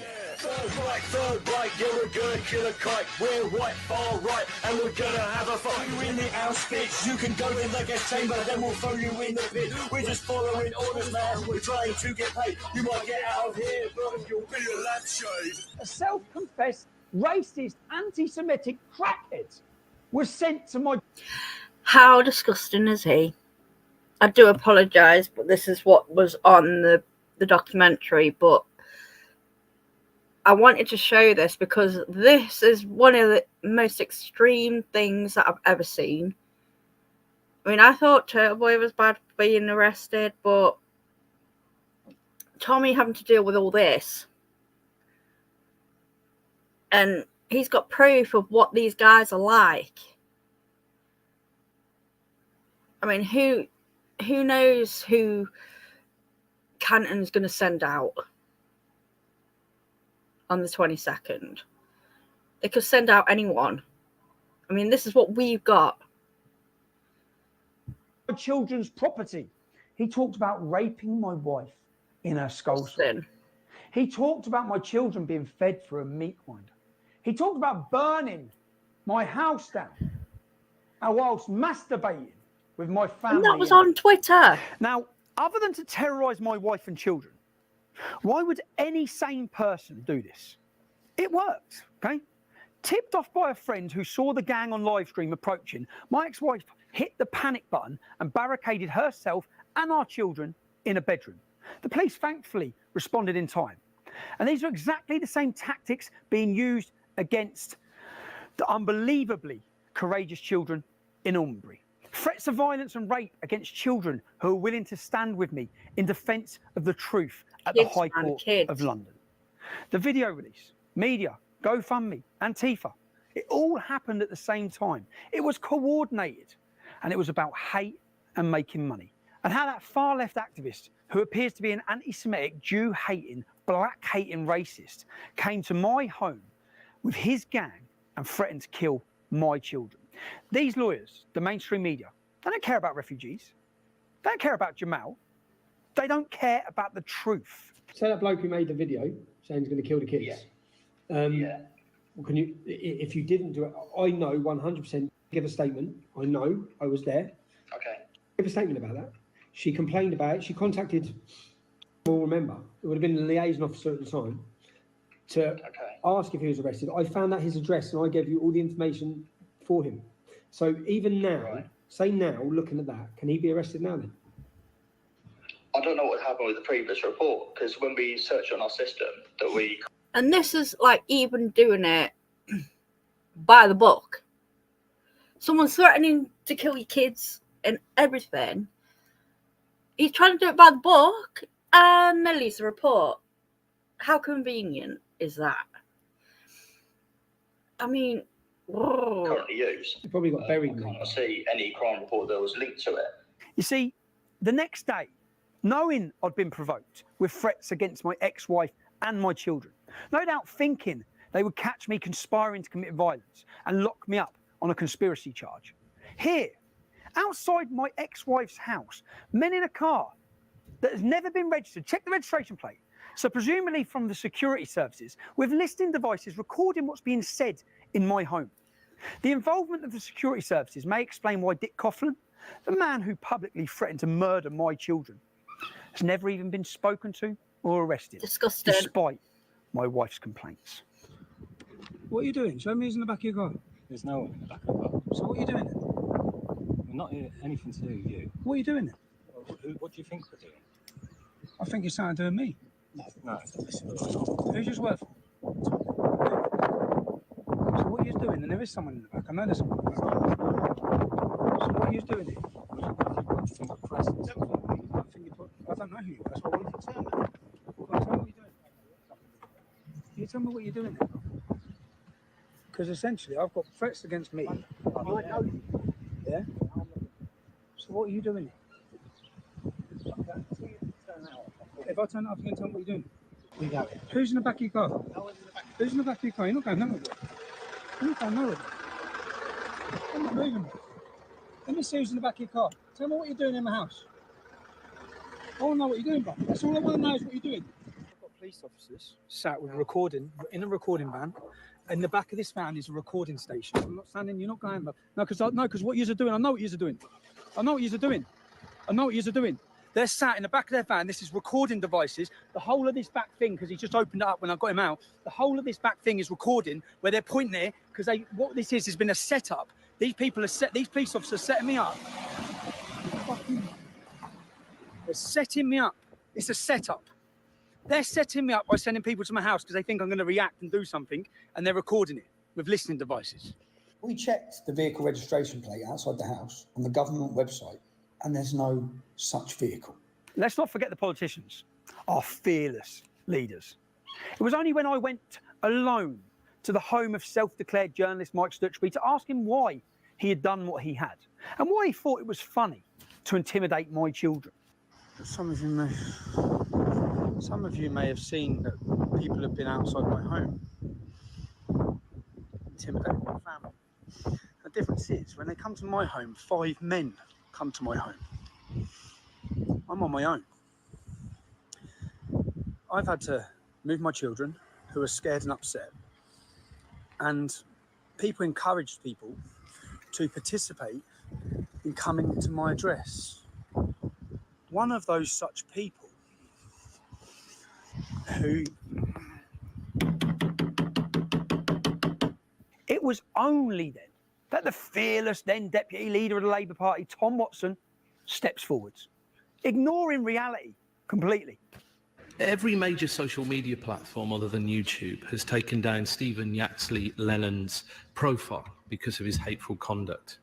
Late on Monday night, Yaxley Lennon turned up at a journalist's home, banging on the doors and windows, demanding to be let in. And after being escorted away by the police, he returned at 5 a.m. and continued his intimidation. The incident was live streamed. He later warned journalists in a YouTube video to expect a knock at the door. Does the Secretary of State think that it's right that YouTube and the parent company Alphabet continues to give this man a platform, sir? It'd be funny, no? If it wasn't so insidious. The hardly honourable Mr. Watson totally misrepresented what had happened, and from behind his shield of parliamentary privilege, bravely declared that I'd been terrorising a journalist. Journalist? Sturchbury's an Antifa activist who incites violence and wants to kill white people. Terrorising. Was I terrorising? Mr. Watson bravely demanded that I be removed from YouTube. YouTube had only recently confirmed that none, not one, of my videos had broken any of their stringent guidelines. And my videos hadn't broken any laws. It was clear I hadn't harassed anyone, certainly not Mike Stutchbury, if indeed he is a journalist. But none of that mattered. My wife and children left their family home that night. They never went back. Talk about double standards as well on that one. Like, really? That's what they're doing with Turtle Boy. They just want him to retaliate. So this shit can happen. I mean, especially when kids are involved, it's disgusting.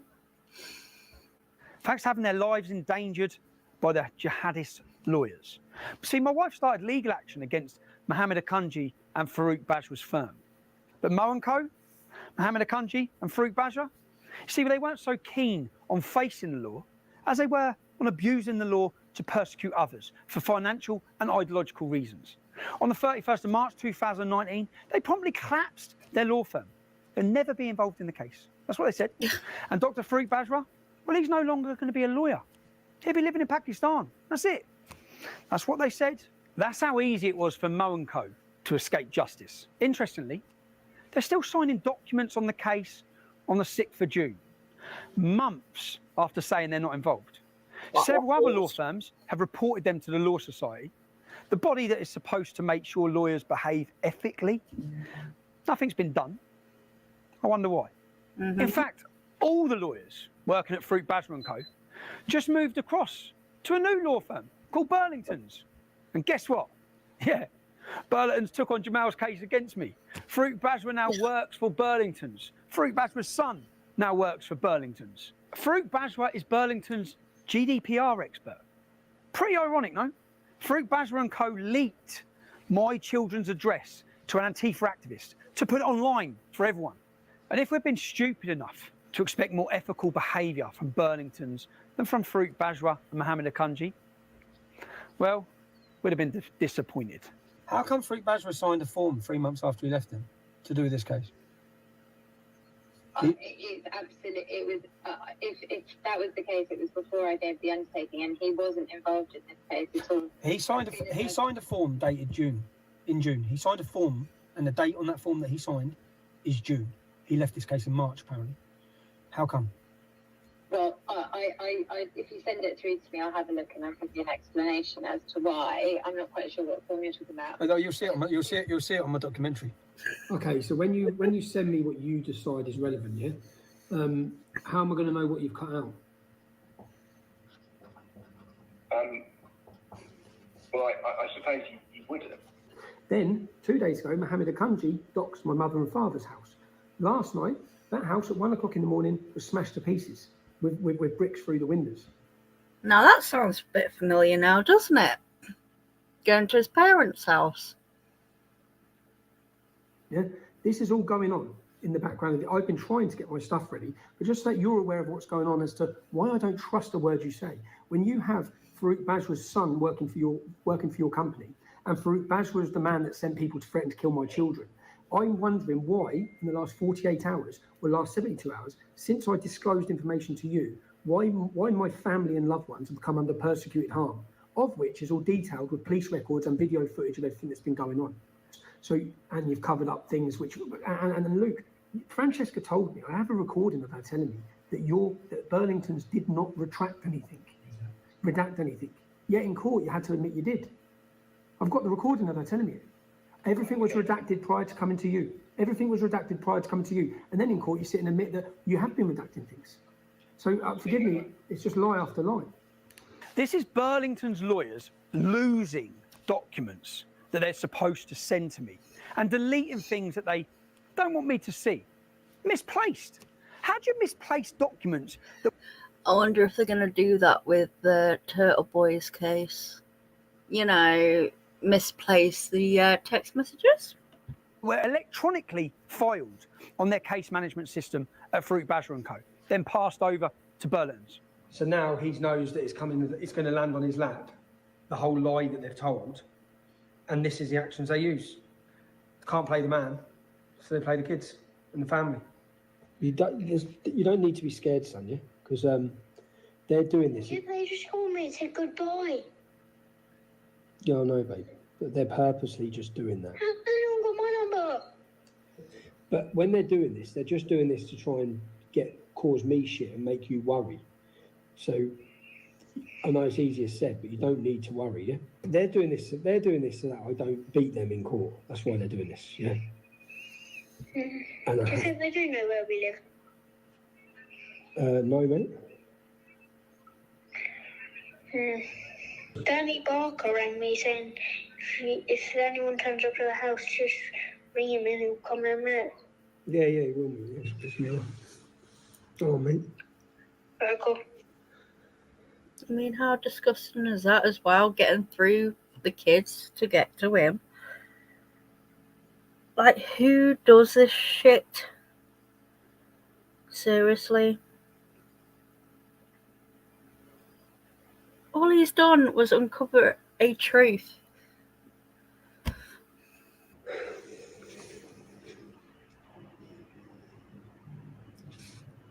The mad thing is, the whole time this goes on, the media and all of them act like we're the bad guys. That we've been, like I'm the one persecuting people or targeting them. And they're such cowards. They're such cowards, man. I just got a phone call and they said goodbye. I'm so scared. I've told the police, I'm so scared. Hello? Jenna, who's just rung Spencer? We don't know at the minute. What are the police saying? I'm just making a statement. Okay, but just quickly, are they getting that account? Let's put a picture of you online. Who showed you that picture, Jenna?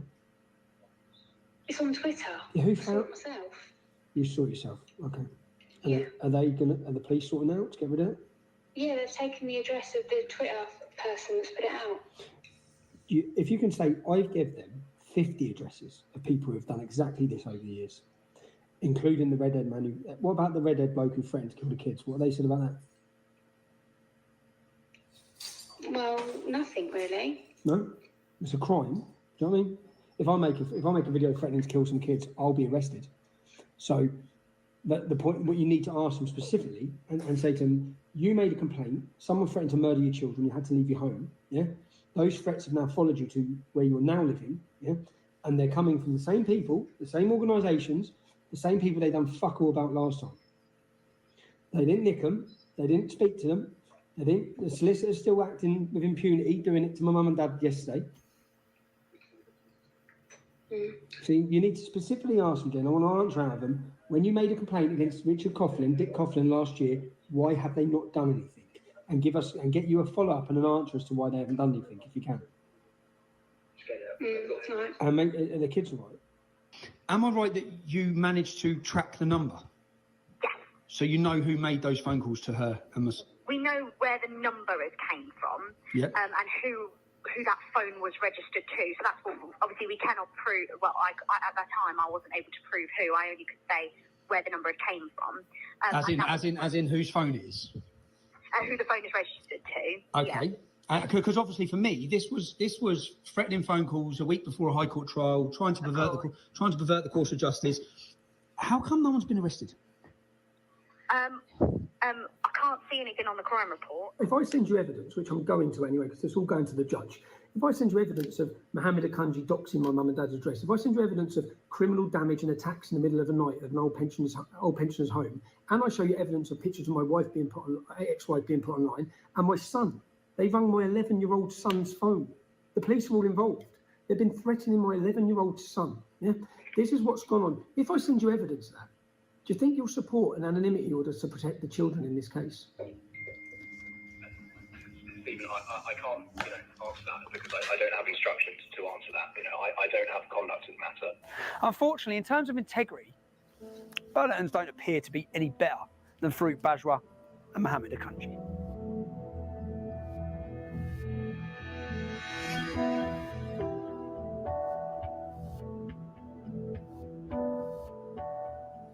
You see, I was told he'd violently attacked a girl. I was told he'd attacked someone as part of a gang. And I was told he'd threatened to stab someone. In fact, Jamaal had violently attacked more than one girl. And we presented the evidence to the court, including the testimony of courageous children who came to court.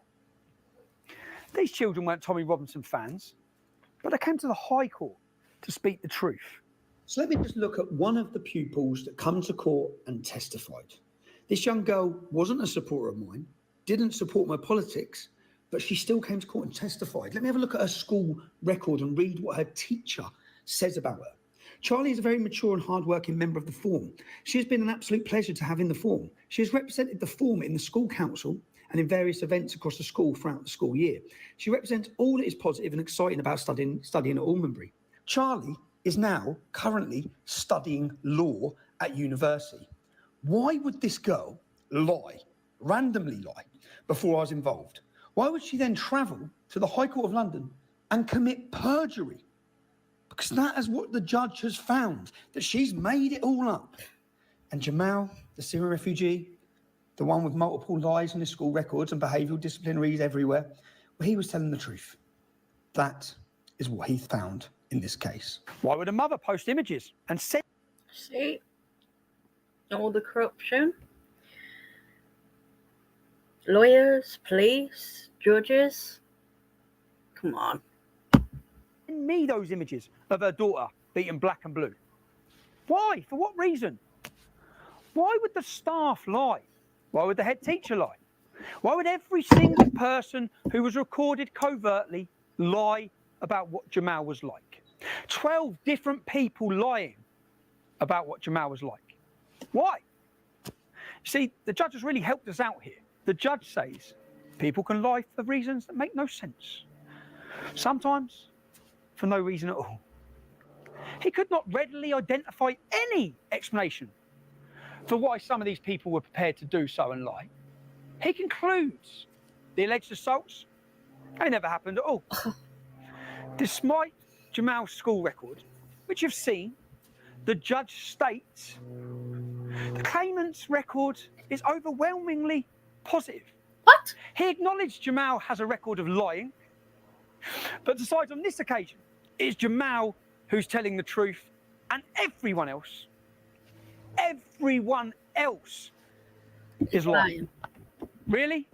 We waited 10 weeks for this? That's your conclusion? That's the logic from the highest libel judge in our land?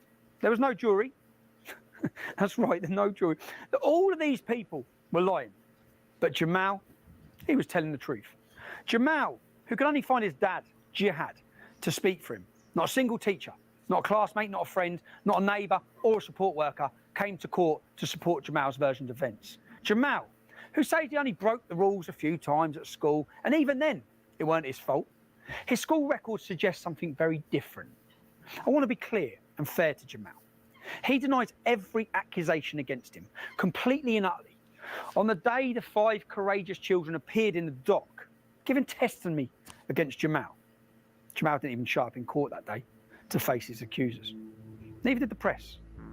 The press actually left court when the witnesses stood up to give their evidence in my defence. It's alarming to think we have this kind of intellect at the top of our judiciary.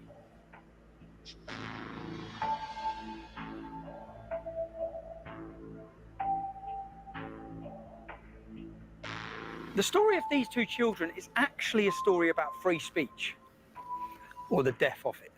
It's a story about how the mainstream media is more interested in pushing an agenda than giving you balance and truth. How it continues, despite Leveson, to act with impunity. Is the media held to account for what they report? Have Piers Morgan or Jeremy Vine been held to account? No.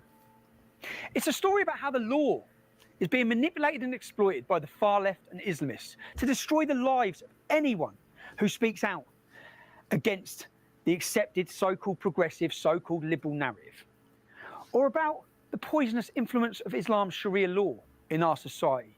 Is the law fit for purpose? No. And it's a story about our government and judiciary's disdain for free speech and the truth, and the lengths that they will go to in order to silence dissent, especially with its new and increasing powers. Is our government being held accountable for its actions? No. Is the judiciary independent of political influence? You've seen all the evidence. You decide. Whether you agree with my politics is irrelevant. When dissent is crushed, free speech dies, and governments move one step closer to tyranny. The lawyers know the truth. Even Jamaal's father, Jihad, he knows the truth about his son. They all knew the truth and were using Jamaal to further their agenda, regardless of the consequences for Jamaal. They continued to pursue the case, which incidentally has caused my divorce and bankruptcy. My ex-wife had to choose between her marriage to me and the safety of our children. I'm glad she chose our children. We're still best mates. You see, Jamaal's lawyers told me very early on, if I apologised and paid them 50 grand, they'd drop their case.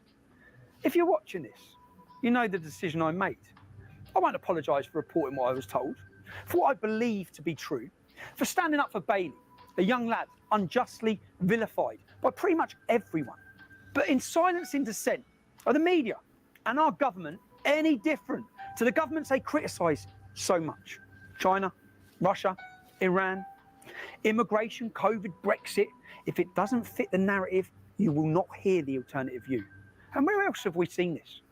Where else have the media, politicians, police and social services hidden for truth for decades, fearful of being called racist? Grooming gangs. That's where a cover-up of such horrific cost to thousands of young girls in towns and cities across our country.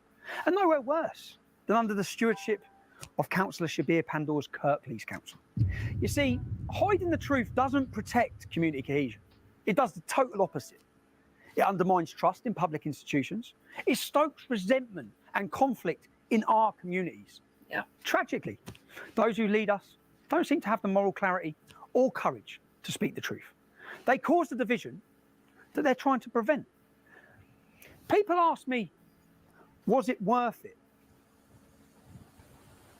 Yeah, it was worth it. The truth is always worth defending. I'm still here. If you were born in the United Kingdom, you've already won the lottery of life. An inheritance from our parents and grandparents of freedom, equality under English law, and democracy. If we allow ourselves to be silenced, that inheritance is rendered worthless. What legacy will we leave for the children and grandchildren who come after us? None of us can afford to let free speech die. We cannot, and we will not, be silenced.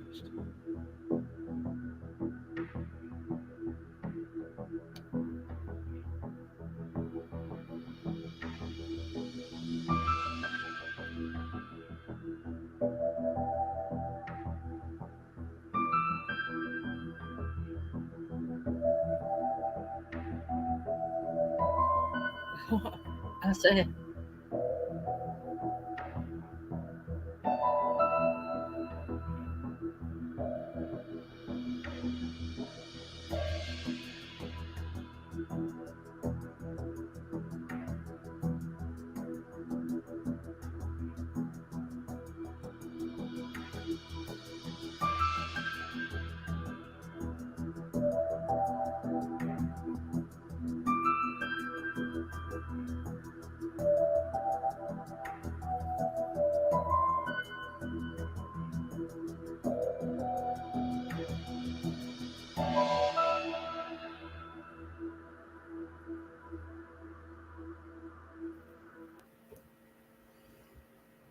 And there you have it, folks.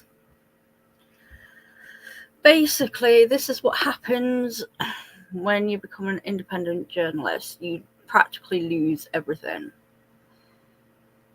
Like, how bad is that story? There is so many, like, him and Turtle Boy, they should definitely get together. I really would like to see them, like, you know, be on a show, got together, tell each other their stories, what it's like to be an independent journalist. I mean, as you can see, it wasn't great. It cost them a lot. And this is why we need to support them, because they're the only ones, like independent journalists are the only ones that will speak the truth. Mainstream media will not. That's why I never watch mainstream media anymore, because it's just, basically they are puppets for the governments. Anywhere you go, they are the government's puppets. So, I mean, what do you guys think of the story? I did say it was a bit extreme, so I do apologise for that. But this is what it's like. And 2024 is the year of exposure and truth. So hopefully we can all get the truth. And I do think it's going to happen even more now with our leaders. Everything is going to be exposed. I mean, like I said, with Turtle Boy, and I still say it again, he uncovered the tip of the iceberg for his state.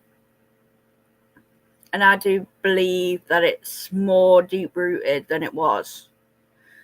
I still believe John found out something. They might have used the drugs as a cover, but I think they found out something that his co-workers was doing.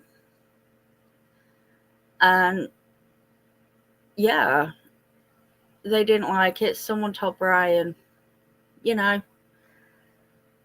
sort it out, basically. And that was probably the catalyst that night. Now, I'm sure Karen may have a trail on that. Whether John told her or not, I do not know. But there's got to be some trail on what he was doing. So hopefully that can be found. But I also wouldn't exactly... I would be wary of the FBI as well. Because if they can have corrupt cops in Canton and whatnot, you can have corruption anywhere. You've just got to be duly careful. I just wanted to show you that this shit is happening everywhere. And I know I did put Urban Scoop up as well. I'll do it again. Because this is where Tommy is normally at. So you can see what he's been doing.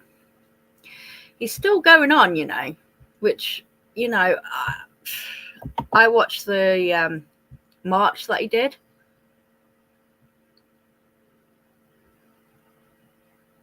I think it was June the 1st, and it was really good. Like I said, I didn't know Tommy Robinson properly until then, and it was literally outside of Parliament. It was so funny. But they were peaceful. They weren't going around. I mean, even the mainstream media called them football hooligans because we wanted England back. I mean, I was going to go to the next one, which is July the 27th in London. But I can't go because I'm going Blackpool the day after. But I will be watching it on the Friday when they go. if they have another one, I probably will go to that. Because now, like, I've always wanted to go over to Canton and whatnot, to be there with the people, like with Karen Reid supporters and whatnot. I would totally be there if I lived there. So if they have another one after, I will hopefully, certainly be there. So just do everything you can to support people like Turtle Boy, like Tommy Robinson, because they are uncovering the truths for you people. As much as it might be hard to see or to hear, this shit is what's happening in the world. And I'm just hoping we can awaken to it, like really awaken to it. And I hope a lot of people are becoming awakened to it. I'm not saying woke, I'm saying awakened. Forget the woke bull crap. It's awakened. So I hope you found that interesting and educational. And I am coming off, so I'll hope to catch you on the next one. Bye.